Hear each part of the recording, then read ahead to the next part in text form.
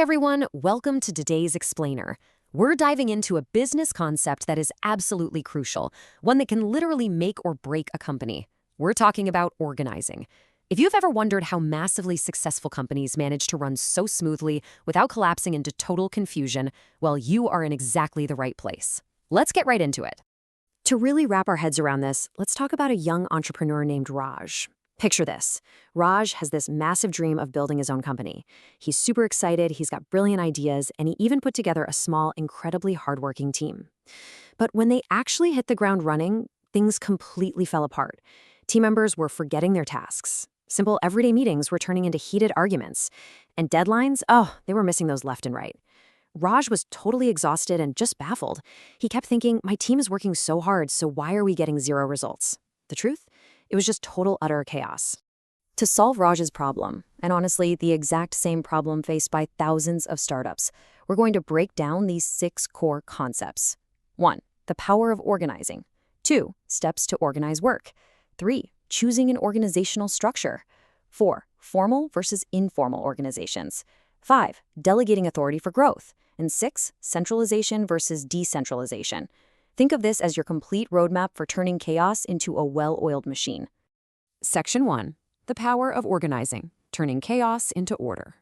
After a lot of frustration, Raj finally realized something really important. Hard work just isn't enough on its own.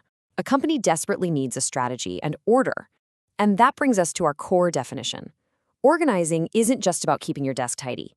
In business, it means breaking work down into smaller parts, grouping similar activities together, and clearly deciding who reports to whom. Put simply, it's figuring out in advance who does what, how they do it, and who the boss is. It's literally the perfect blueprint for smooth operations. So, why does this matter so much? Well, the benefits are huge. The biggest one is specialization. Think about it. If you give your accounting work to a math whiz and your sales work to an amazing communicator, the work gets done faster and with way fewer mistakes. It also brings clarity to working relationships, meaning no one is fighting over whose job is whose. Plus, it ensures you're making the absolute best use of your resources. Raj stops wasting money because the right people are using the right tools. It makes administration a breeze, helps the company adapt to market changes quickly, and most importantly, it helps employees develop their skills. Section 2. Steps to organize work, a 4-step framework.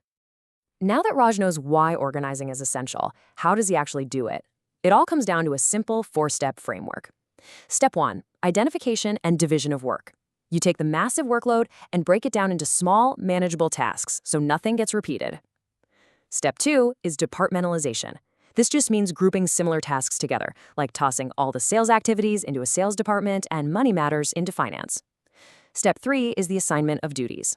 This is where Raj looks at his team's skills and assigns specific people to specific tasks. And finally, Step 4. Establishing reporting relationships. Everyone needs to know exactly who their boss is and where they get their instructions. Boom, confusion gone. Section 3. Choosing an organizational structure. Mapping the company. Okay, so the work is divided. But as Raj's company grows, he's going to need a proper map to keep everything on track. We call this the organizational structure. It's basically the official blueprint of the company that stops everyone from stepping on each other's toes.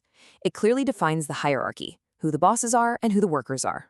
When it comes to building this structure, Raj really has 2 main options. First is the functional structure, which divides the company based on the type of work being done. So you would have completely separate departments for production, marketing, finance, and purchasing. On the flip side, we have the divisional structure.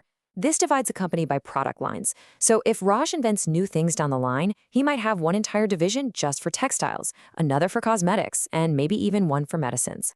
Let's look closer at the functional structure. The biggest perk here is specialization. Because everyone in a department does the exact same type of work, training them is super easy, and you don't accidentally do the same task twice. But, and this is a big but, it can cause some major headaches. Departments start acting like they're the only ones that matter. For example, production might want to make the highest quality goods possible, but finance just wants to cut costs. Before you know it, they're arguing and everyone completely forgets about the company's main goals. So what if Raj goes with a divisional structure instead? This acts like a bunch of mini companies under one roof. The good news, each product line can make incredibly fast decisions, and the accountability is crystal clear. If the cosmetics division is losing money, Raj knows exactly who to talk to. The bad news? It is really expensive. You have to hire separate marketing and finance teams for every single product line. And just like before, those different divisions might start fighting over the company's budget, completely ignoring what's best for the overall business. Section 4. Formal versus informal organizations. Rules versus relationships. Once Raj sets up his official structure, something really interesting is going to happen naturally. Two totally different networks will form. First, you have the formal organization. This is the official system planned by management with strict rules and a set hierarchy, kind of like a school with a principal, teachers, and students. But then you have the informal organization. This is the spontaneous network built purely on friendships that form over coffee breaks. No official rules, just natural human connections. Now, the formal setup gives Raj guaranteed discipline and a clear chain of command. But let's be real, it can be painfully slow and totally ignores the fact that people are social creatures. The informal setup, however, moves at lightning speed. It provides emotional support and gives Raj real, honest feedback from his team. But he's got to be careful. Informal networks are notorious for spreading nasty rumors, creating a messy workflow, and heavily resisting any new changes management tries to bring in. Section 5. Delegating authority for growth. Sharing the load. Okay, so our guy Raj has his structure, and the team is working. But pretty quickly, Raj is completely burned out because he's trying to manage every tiny detail himself. Enter the magic of delegation. It breaks down into 3 elements. Authority, which is the power to make decisions. Responsibility, which is the obligation to actually do the task. And accountability, which is who answers for the final result. Now, here's a massive secret for you. Raj can give away his authority and his responsibility. But if the project fails, as the boss, Raj holds the final accountability. He can't just pass the blame. You might be wondering, if Raj is still on the hook, why delegate at all? Because it's the only way to effectively manage. By sharing the load, Raj dramatically reduces his own stress and frees up his time to focus on the big, strategic decisions. Plus, when you trust employees with power and tasks, you build their confidence and develop their skills. Ultimately, if Raj wants to grow this business and open new branches, he absolutely needs a team that is confident, experienced, and ready to take on big responsibilities. Section 6. Centralization versus decentralization. Where does the power lie? We've arrived at our final core concept. Raj knows he needs to delegate, but now he has to make a huge strategic call about how power is shared across the entire company. That brings us to decentralization. This isn't just handing off one task to one guy. It means actively and systematically pushing decision-making power down through the middle and lower levels of management. Let's contrast this to make it crystal clear. In a centralized organization, Raj holds all the cards.